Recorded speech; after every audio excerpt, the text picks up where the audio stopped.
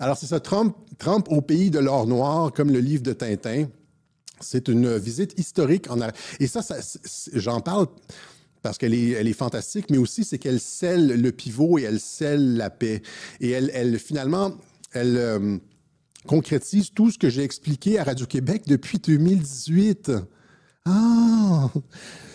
Hein? Oui, Comey puis tout ça, Hillary Clinton, ça s'en vient. Il me manque une image ici, là. Mais on va voir ça ici.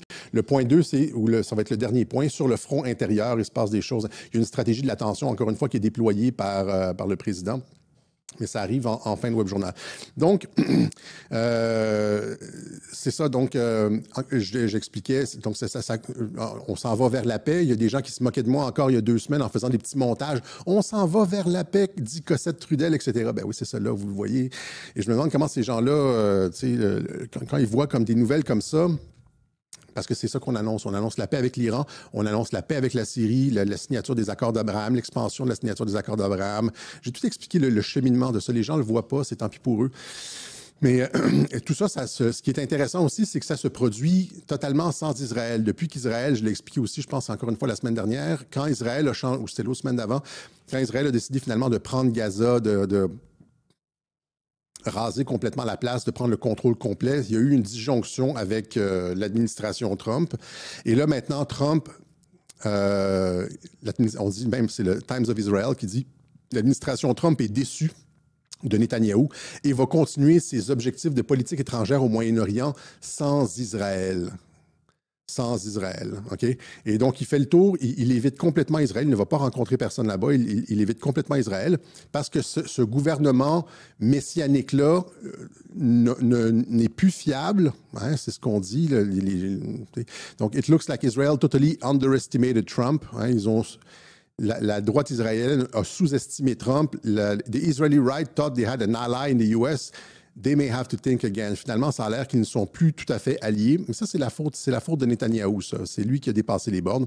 Trump affirme, il y a quelques jours, Trump affirme que les gens meurent de faim à Gaza alors que les frappes israéliennes ont été les plus meurtrières depuis des mois. Rappelez-vous qu'il était sur le bord d'annoncer un État palestinien. Il y a des tensions entre les deux gouvernements. Le cabinet de Netanyahou, un gang de criminels au pouvoir, nous dit un analyste sioniste du journal Au bord du gouffre, nous dit le journal Haaretz. Hein, ici. Et là, ici, il y a quelque chose d'intéressant, justement, c'est Ehud Olmert, un ancien ministre du cabinet Ehud Barak, je pense, qui dit justement, il tombe exactement sur la ligne de ce que j'ai expliqué depuis 2-3 mois sur la question de l'ennemi intérieur. Quand je dis que le pivot géopolitique, au lieu d'avoir une politique expansionniste de destruction de l'Ukraine et de la Syrie pour avoir de la projection vers le heartland, vers le cœur du monde, on est retourné vers l'intérieur. La conférence de j'en ai parlé à plusieurs reprises après, là, mais la conférence de J.D. Vance à la conférence, l'allocution de J.D. Vance à la conférence sur la sécurité à Munich, où il a dénoncé l'ennemi intérieur. Vous le voyez justement dans ce retournement géopolitique vers l'Europe, mais c'est aussi décrié en Israël par Ehud Olmert, justement à CNN, qui expliquait ça justement, que le gouvernement Netanyahou, un gouvernement messianiste, c'est l'ennemi intérieur en Israël. Je vous montre l'intervention de Ehud Olmert. I will say it. The real enemy that we have is not Iran, which is an enemy. It's not Hezbollah, which is an enemy. It's not Hamas, which is an enemy. The real enemy is from within. Nos ennemis, ce ne sont pas... l'ennemi principal, ce n'est pas l'Iran qui est un ennemi, ce n'est pas le Hezbollah qui est un ennemi, ce n'est pas le Hamas qui est réellement un ennemi. L'ennemi principal est à l'intérieur. C'est un enemy from within. C'est un ennemi de l'intérieur. The messianic, crazy, extreme groups of Israelis that think that they can kick out the Palestinians. C'est ça, c'est un ancien, c'est pas un ministre, c'est un ancien premier ministre, je m'excuse. Donc, c'est le groupe, l'ennemi intérieur, c'est le groupe le groupe messianiste autour de Netanyahou qui pense qu'il peut expulser les Palestiniens And annex the territories. Et annexer les territoires. Fighting against them, I'm campaigning against them, and I think that this is incumbent upon the Israeli government and Netanyahu. Unfortunately, Donc, Netanyahu, Trump qui a décidé, étant donné que Netanyahou fait la tête dure et puis c'est ça, est devenu l'ennemi intérieur et ne semble pas vouloir la paix, n'est pas raisonnable, n'est pas raisonné ni raisonnable, Trump opère une politique au Moyen-Orient en contournant complètement Israël. Et ce qu'on a vu, je vais expliquer un peu la genèse de ça parce que c'est important de comprendre qu'est-ce qui s'est passé, comment Trump est devenu finalement, il a été reçu avec tous les honneurs dans ces trois pays arabes-là, les Émirats arabes unis, le Qatar et l'Arabie saoudite. Ils ont vraiment déployé. Allons-y avec quelques vidéos d'hommage. This morning, President Trump traveling to Qatar, the next stop on his Middle East tour marked by pomp and pageantry and controversy. The president showcasing extraordinarily close relationships with leaders once distanced from the U.S. Regardez ça avec le drapeau américain, là.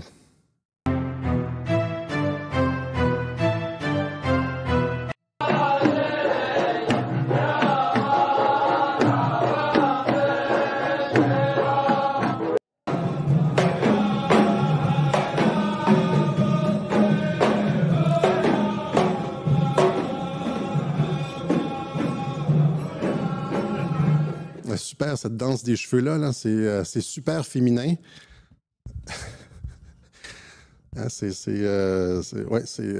J'en prendrais une double dose. Mais c'est ça, reçu en grande pompe partout dans les trois pays qu'il a visités.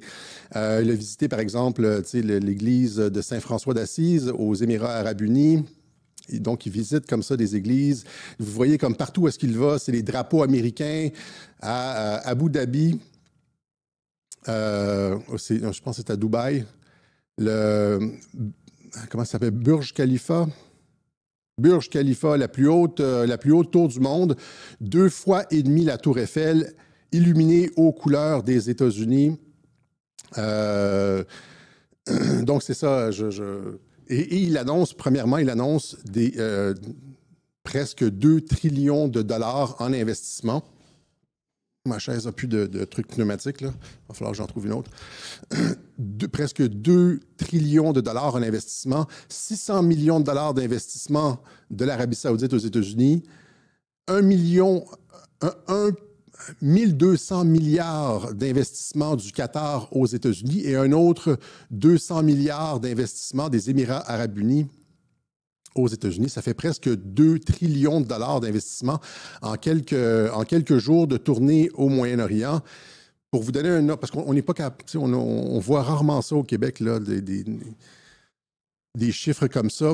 2 trillions de dollars, c'est 2 millions de millions de dollars. C'est 2 millions de dollars américains.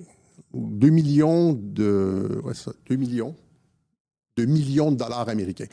Et donc, des investissements sans précédent, etc. Et aussi, il y a le volet économique, puis après ça, il y a le volet prospérité, puis le volet diplomatie. Il a, durant toutes ces interventions, il a fait l'éloge de la culture arabe. Et c'est ça que je disais ici, vous voyez, c'est-à-dire que ça a été autant un hommage au monde arabe de Trump qu'un hommage du monde arabe envers Trump. Et là, je vous montre, il a une relation particulière avec Mohammed Ben Salman, on va le voir un petit peu plus tard. Et il loue toute la politique de transformation du Moyen-Orient et la paix qui s'en vient. Écoutez ça. The transformations have been unbelievably remarkable. Before our eyes, a new generation of leaders is transcending the ancient conflicts of tired divisions of the past and forging a future where the Middle East is defined by commerce, not chaos, where it exports technology, not terrorism, and where people of different nations, religions, and creeds are building cities together. Oui, le Moyen-Orient maintenant va être défini par la technologie et le commerce plutôt que par la guerre et par le djihadisme, etc. Une transformation incroyable. Not bombing each other out of existence. We don't want that.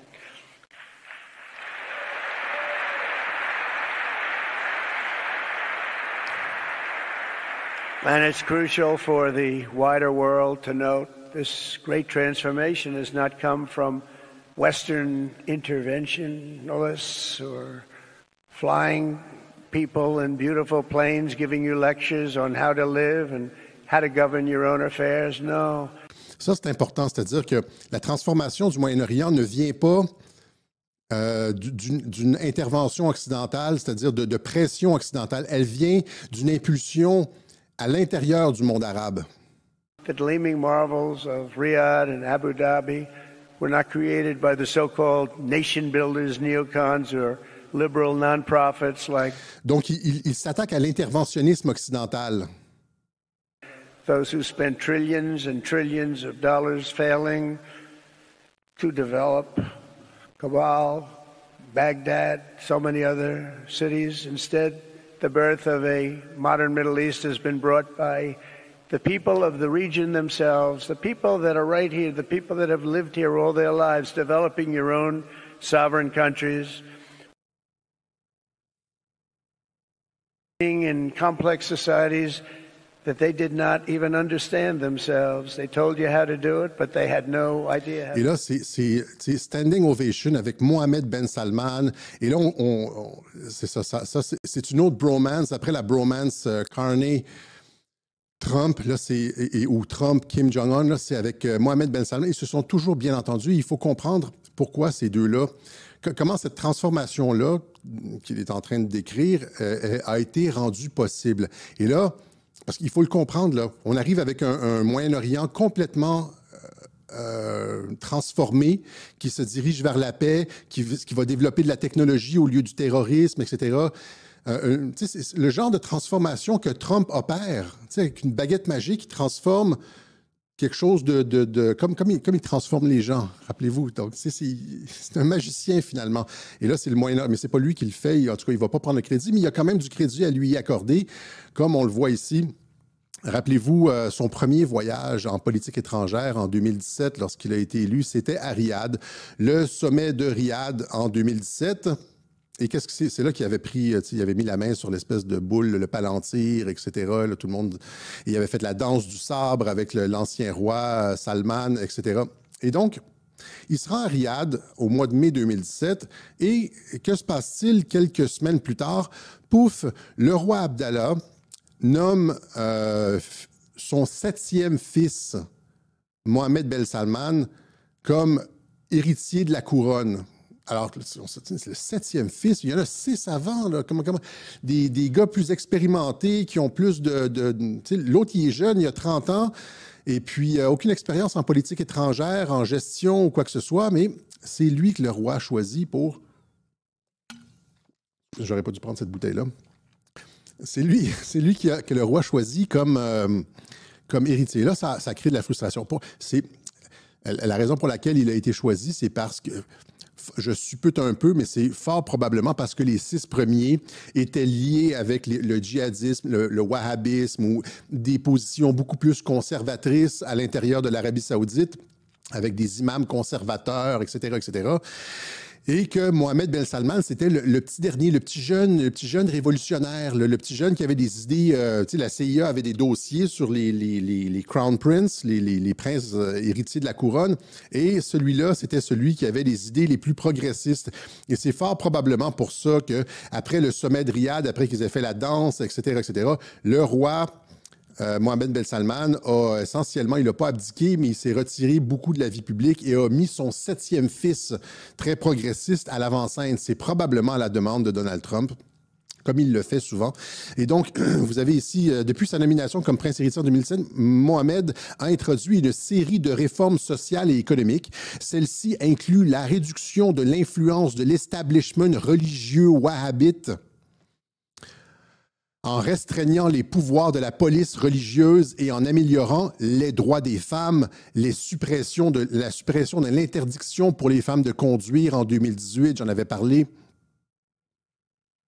et l'affaiblissement du système de tutelle masculine en 2019. Tu sais, la tutelle masculine, dans le genre, si tu sors dehors, tu dois être accompagné d'un homme. Et donc, Mohammed Ben, etc., il y en a d'autres, là. Et c'est ça, il veut réduire la dépendance de l'économie saoudienne au pétrole et développer plutôt la technologie, le tourisme, etc. Donc, c'est un visionnaire et il a été choisi comme ça 2 semaines et demie après la visite de Trump. Il a été choisi comme c'est comme avec Trudeau. C'est le même pattern, c'est comme avec Trudeau, c'est-à-dire, Trump va rencontrer le roi Salman, puis là, 2 semaines après, le roi Salman abdique et c'est un réformateur qui s'entend super bien avec Trump, qui prend la relève. C'est le même pattern partout. J.D. Vance qui va rencontrer le pape décède, puis là, pouf, vous voyez un peu, et c'est comme ça que la magie s'opère. Donc, il dit dans son discours, il dit, vous avez fait ça par vous-même, etc., mais Trump, il est un peu pour quelque chose. Et là, le prince est nommé, évidemment, on sait que c'est un réformateur et ça plaît pas aux gens, ça plaît surtout pas aux conservateurs islamistes, wahhabistes, durs de l'Arabie saoudite. Et là, qu'est-ce qui se passe? La grogne augmente, etc. Et fin octobre 2017, donc 3-4 mois plus tard, Jared Kushner, oui, celui qui contrôle Trump, Jared Kushner s'est rendu sans prévenir en Arabie saoudite. Jared Kushner s'est rendu avec des documents sans prévenir en Arabie saoudite. Même chose sur CNN ici. Jared Kushner s'est rendu sans prévenir en Arabie saoudite. Et qu'est-ce que Jared Kushner est allé faire en Arabie saoudite? On ne le saura jamais, mais il est allé déposer des documents. Ceux qui suivaient Q à cette époque-là, en fait, Q, on a parlé de façon rétrospective, mais finalement, on arrive, encore une fois, 2 semaines après l'intervention de Jared Kushner, à la purge saoudienne de 2017 à 2019. La purge saoudienne de 2017-2019, ça a été l'arrestation massive d'un certain nombre de princes, de ministres, d'hommes d'affaires saoudiens de premier plan en Arabie saoudite, le 4 novembre 2017. Elle a eu lieu quelques semaines après la création d'un comité anticorruption, etc., etc., etc. Okay? Donc, la purge, vous voyez, même chose ici. La purge royale provoque des ondes de choc parmi les élites saoudiennes. La purge saoudienne démontre la cruauté du prince héritier. Mais en fait, c'est une mauvaise traduction. C'est rootlessness. Dans l'original de la BBC, c'est rootlessness. Ça veut dire le fait de ne pas avoir de pitié. Rootless, c'est sans pitié. Le fait que le prince saoudien, Mohamed, est sans pitié, etc. Et donc, qu'est-ce qui s'est passé, évidemment? C'est qu'il y avait un progressiste a été nommé, et là, Jared Kushner est arrivé avec des documents de la NSA, de la CIA, etc., a livré ça personnellement à Mohamed Ben Salman, des documents qui lui montraient qu'il y avait de la grogne, une tentative de coup d'État contre lui, de putsch contre lui, et lui, il a pris les devants, il a fait une purge, il a arrêté les princes, etc., etc. Certains ont été gardés en prison pendant 2 ans, dont Bin Talal, je ne me rappelle pas c'est quoi son prénom, Bin Talal, qui était un investisseur de Citibank, une des plus grosses banques en Angleterre, et aussi, je pense que c'était le principal actionnaire de Twitter, Ben Talal. Et Q n'avait pas publié des photos de lui en prison avec quelque chose, je ne me rappelle plus ce qui était écrit sur sa tasse, mais il avait parlé. C'était ça qu'on disait finalement. Il avait parlé et le même Ben Talal qui a été relâché et puis qui a vendu Twitter à Elon Musk, qui a vendu ses parts, ou il a aidé, c'est pas ça, il a aidé Elon Musk à acheter Twitter. Vous voyez comment on retourne des gens, il se fait arrêter, trahison, blabla. Finalement, il va aider Elon Musk à acheter Twitter pour redonner la liberté d'expression avant l'élection américaine, la présidentielle, etc. Et c'est la même chose aussi. Donc c'est ça, vous voyez. Donc, Trump arrive, le roi, entre guillemets, démissionne, il met la personne que Trump veut, un progressiste, c'est le même pattern que pour le pape et Mark Carney. Et que beaucoup d'autres, comme on pourrait dire presque le gars en Syrie, là, lui aussi, c'est une transformation. Il est passé de djihadiste à démocrate à cravate. Et là, il va signer les accords d'Abraham, nous dit Trump. Allons-y tout de suite ici avec la Syrie qui... En tout cas, allons-y avec la Syrie tout de suite. Trump qui dit que le président syrien, un gars fort avec un combattant qui va signer finalement les accords d'Abraham pour la paix. How did you find the Syrian president? Right. I think very good.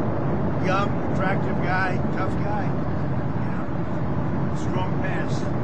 Very strong pass fighter. Does that worry you? But he's got a real shot. Un guerrier, un gars très dur, jeune et courageux, mais très dur, avec un passé difficile. pulling it together. I spoke with President. Il dit, il y a des bonnes chances de réussir ce qu'il essaie de faire, c'est-à-dire garder la Syrie, la transformation de la Syrie, etc. Il a parlé avec le président Erdogan et il dit finalement que la Syrie va probablement signer les accords d'Abraham. Erdogan, who I'm very friendly with it, he feels he's got a shot at doing a good job. It's a torn up country. Do you think Syria will join the Abraham Accords? Yeah, but I think they have to get themselves straightened out. I told him, I hope you're going to join when it's straightened out. He said yes. But they have a lot of... Donc, Trump dit que le président de la Syrie lui a dit oui, ils vont régler les trucs en Syrie, parce que c'est plein de minorités en Syrie, hein, c'est pas compliqué, c'est pas... C'est plein de minorités, et donc, puis, tu sais, comme tout le monde a des armes un peu, là, fait que c'est un pays compliqué, mais il dit, quand ça va être réglé en Syrie, il a dit, selon Trump, il a dit qu'il allait signer les accords d'Abraham. Et donc, c'est ça, encore une fois, c'est la même chose. Ça, c'est une autre transformation du djihadiste au démocrate à cravate. Mais tout ça pour dire que, finalement, c'est essentiellement Trump qui a placé Mohamed Ben Salman, qui ne l'a pas placé, là, mais vous comprenez ce que je veux dire, qui a manœuvré. Tu sais, gentil, tu manœuvres, tu mets un pion ici, tu mets un pion là, puis là, tu es obligé de bouger là, l'adversaire est obligé de bouger là. Avec l'Arabie Saoudite qui était impliquée dans toutes sortes de trucs, avec la CIA, potentiellement, d'une certaine façon, le 11 septembre, avec aussi John Brennan, l'ancien directeur de la CIA d'Obama. Lui, c'était l'ancien chef d'antenne de la CIA à Riyad. John Brennan, là, qui va être pendu bientôt, là, pour trahison contre Donald Trump. Je ne sais pas s'il va être pendu, là, mais... c'était où il travaillait avant de devenir le chef de la CIA sous Obama. Il travaillait à Riyad. Puis pensez le 11 septembre, les coupables, les postiches, là, les coupables de... Les photos qu'on a montrées, c'était des Saoudiens, etc. L'association des Saoudiens avec les Bush, hein, la famille Bush. Les Saoudiens étaient tellement près de la famille Bush qu'il y en a certains d'entre eux, on les appelait Bush, comme Bandar Bush, etc. Et là, l'Arabie Saoudite, qui était une des plaques tournantes de l'État profond, comme la Corée du Nord, etc., qui a été transformée. C'est-à-dire, Trump est allé voir le roi, puis lui a dit « Non, on va sortir ça. » Là, tu sais, et puis donc, fais un pas de côté et puis place Mohamed Ben Salman, ton 7e fils, on aime ses idées. Là. Puis là, quand il y a eu une rébellion pour essayer de le tasser, etc., Trump a envoyé Jared Kushner avec les documents, les preuves, les informations, les audios captés par la NSA, des gens qui grenouillaient dans son dos. Puis là, le prince a agi de façon sans merci, sans pitié, les a fait arrêter et a consolidé son pouvoir. Et puis là, maintenant, par la suite, c'est ça, il a continué ses politiques réformatrices et on arrive maintenant à une paix complète du Moyen-Orient. Et c'est pas seulement en Arabie Saoudite, c'est pas seulement la Syrie qui va signer les accords d'Abraham, c'est toute la transformation, comme l'annonce Trump dans son discours, c'est-à-dire on arrête la guerre. Rappelez-vous aussi, quand je citais ces articles, les articles de journaux qui parlaient de la détente entre l'Iran et l'Arabie Saoudite. Ces deux-là, c'était sunnites, chiites, ils se chicanaient, etc.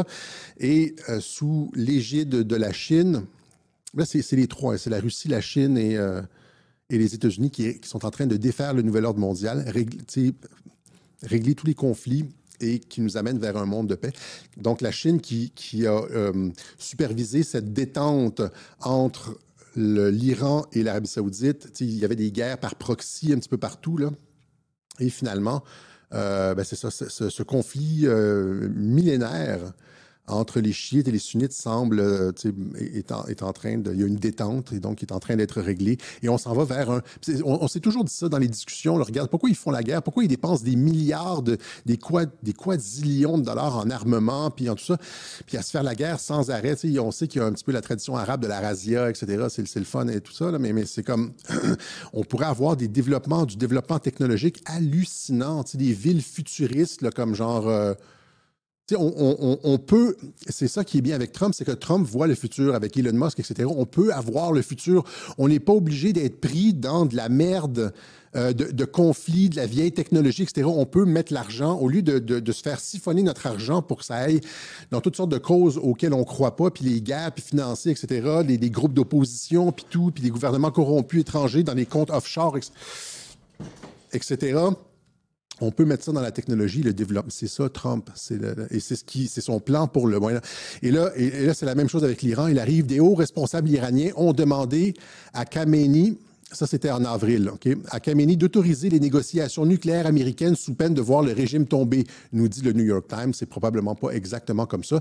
Mais dès avril, Trump qui relançait les négociations sur le nucléaire avec l'Iran, ça nous amène un mois plus tard, en mai 2025, avec Trump qui agit, qui dit ils ont une proposition et on doit bouger rapidement là-dessus, sinon quelque chose de très mauvais va arriver. C'est un peu comme les menaces de Trump, comme avec Kim Jong-un. Il dit on va faire sauter la Corée du Nord. Finalement, il se serre les mêmes. J'ai expliqué ça 1000 fois. C'est ce que vous avez vu, le voyage de Trump en Arabie, là, avec tout ce qui a été annoncé pour la Syrie, l'Iran, etc. C'est la concrétisation de tout ce que j'ai dit depuis 2018. Que les gens ne comprenaient pas. Si vous avez étudié, si vous avez comme... si vous étiez... si vous portiez attention... Hein, si vous portiez attention, ben c'est ça. Vous voyez que c'est la concrétisation de tout ça. Iran will give up nukes, Khamenei advisor, shocker. Et là, finalement, donc Trump qui fait sa menace habituelle, on va faire sauter l'Iran, blablabla. Si vous êtes quelque chose de mauvais va arriver si vous ne prenez pas l'entente. Ça tellement... Je me rappelle dans le web journal, dans le clip, le théâtre Trump-Kim en 2018, je me bidonnais, je me bidonnais avec les fausses menaces de Trump. Les journalistes prennent toujours ça comme pour du cash. Et donc... et là, finalement, c'est ça. Ben là, l'Iran est comme d'accord.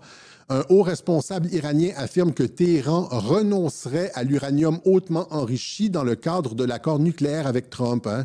Les commentaires d'un membre du cercle intime du guide suprême semblent être les déclarations publiques les plus claires à ce jour sur la volonté de l'Iran de parvenir à un accord avec les États-Unis. L'Iran prête à signer un accord nucléaire avec les États-Unis sous réserve de la levée des sanctions, déclare son principal conseiller. Vous savez pourquoi Trump a beaucoup de, en anglais on dit leverage, a beaucoup une forte capacité de pression? C'est parce qu'ils ont de la technologie. Pensez simplement au thorium. C'est ce qu'ils ont expliqué à Kim Jong-un. Quand il est allé, j'ai montré ça dans les web journaux encore une fois, quand il est allé négocier avec Kim Jong-un, il l'a dit, j'avais montré les coupures de journaux, les déclarations de Trump, il disait à la Corée du Nord, si vous abandonnez le nucléaire, vous allez devenir extrêmement riche, vous avez la possibilité de devenir un des pays les plus riches d'Asie, on va vous aider avec le développement économique, etc.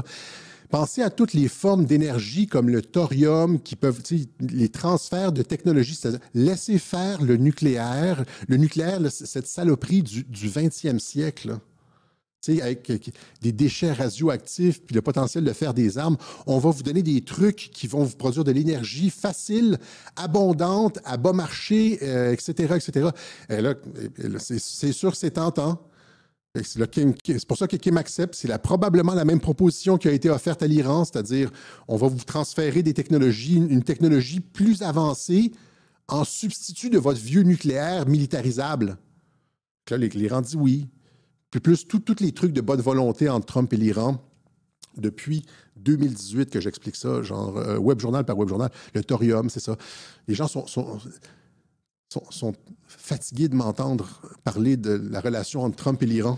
Il va falloir que je règle ça, cette chaise-là. Et donc, voilà, c'est ça. La Syrie qui signe les accords d'Abraham, l'Iran qui accepte essentiellement, selon les déclarations d'un cercle intime, d'un membre du cercle intime du gouvernement iranien, la proposition de paix, l'Arabie saoudite, etc. Donc, c'est pour ça. Et tout ça sans Israël. Encore une fois, Israël qui a été mis de côté complètement. Trump poursuit sa politique de stabilisation du Moyen-Orient, etc. Et là, ben, c'est ça. Qu'est-ce qui va se passer avec Israël? C'est ce qui va rester à voir.